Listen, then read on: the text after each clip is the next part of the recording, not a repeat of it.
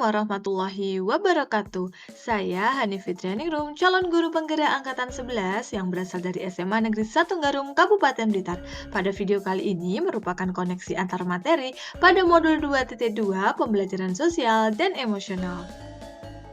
Terdapat dua pertanyaan pemantik. Yang pertama, apa kesimpulan tentang perubahan pengetahuan, keterampilan, sikap sebagai pemimpin pembelajaran setelah mempelajari pembelajaran sosial dan emosional? Yang kedua, apa kaitan pembelajaran sosial dan emosional yang telah Anda pelajari dengan modul-modul sebelumnya? Lalu, apa itu pembelajaran sosial emosional? Pembelajaran sosial dan emosional atau PSE adalah pembelajaran yang dilakukan secara kolaboratif oleh seluruh komunitas sekolah. Proses kolaboratif ini memungkinkan anak dan pendidik serta tenaga kependidikan di sekolah memperoleh dan menerapkan pengetahuan, keterampilan, dan sikap positif mengenai aspek sosial dan emosional.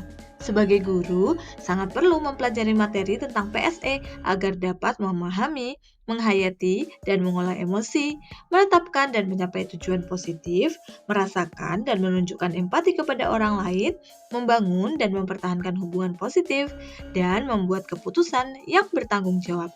Guru sebagai pemimpin pembelajaran harus menetapkan kelima kompetensi sosial dan emosional tersebut agar dapat mewujudkan pembelajaran yang nyaman, menyenangkan bagi murid dan juga menciptakan karakter murid yang berbudi pekerti luhur sehingga akan terjadi perubahan positif pada diri murid, baik secara pengetahuan, keterampilan, dan juga sikap. Lalu, apa kaitan pembelajaran sosial dan emosional yang telah dipelajari dengan modul-modul sebelumnya?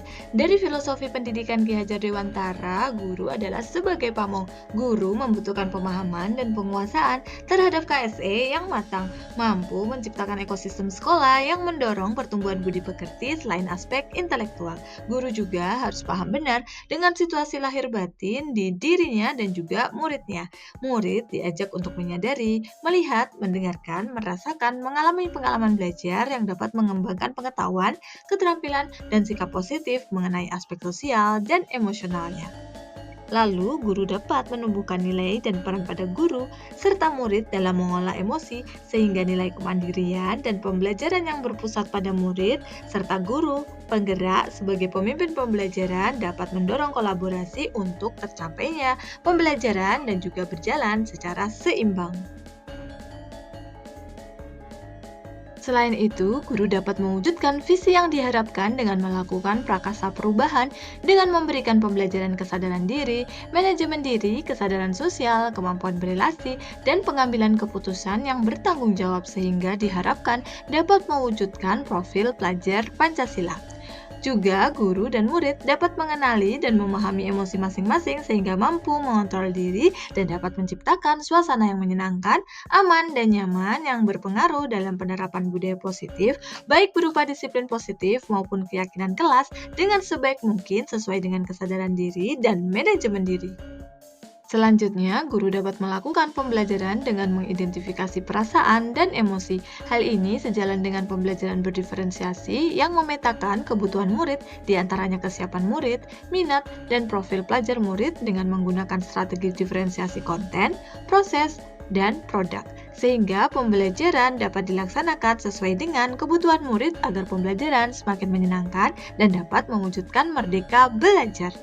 Jadi, seluruh modul saling terkait demi mewujudkan pembelajaran yang berpihak pada murid sesuai profil pelajar Pancasila.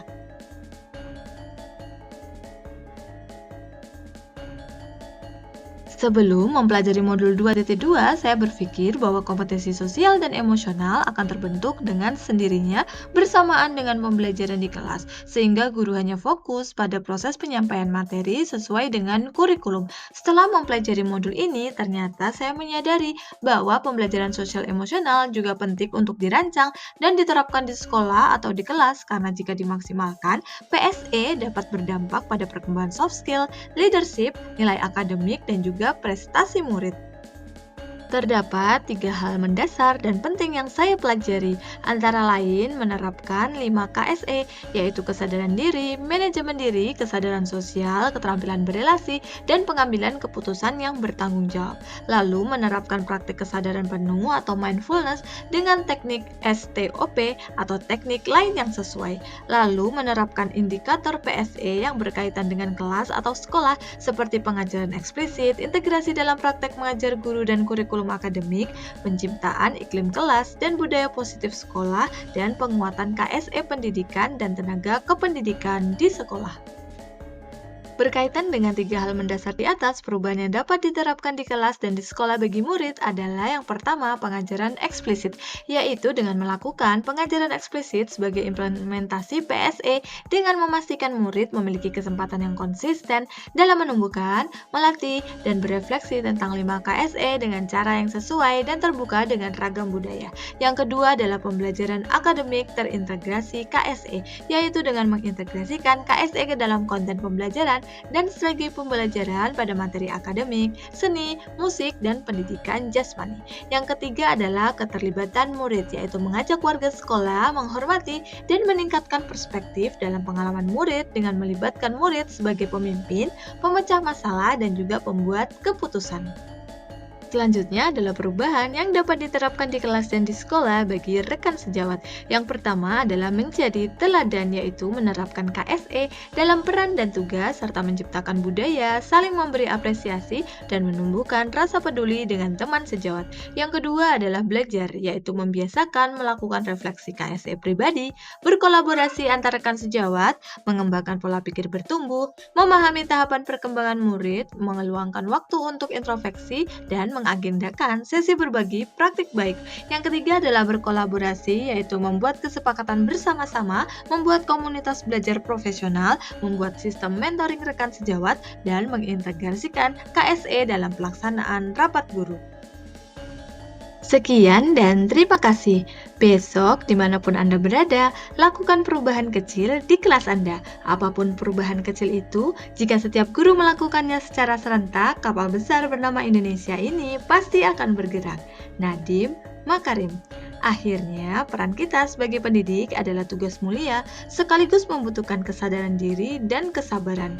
Mari terus belajar, berefleksi, bertumbuh, berbagi, dan berkolaborasi untuk menjadi lebih baik bagi murid-murid kita. Salam dan bahagia. Wassalamualaikum warahmatullahi wabarakatuh.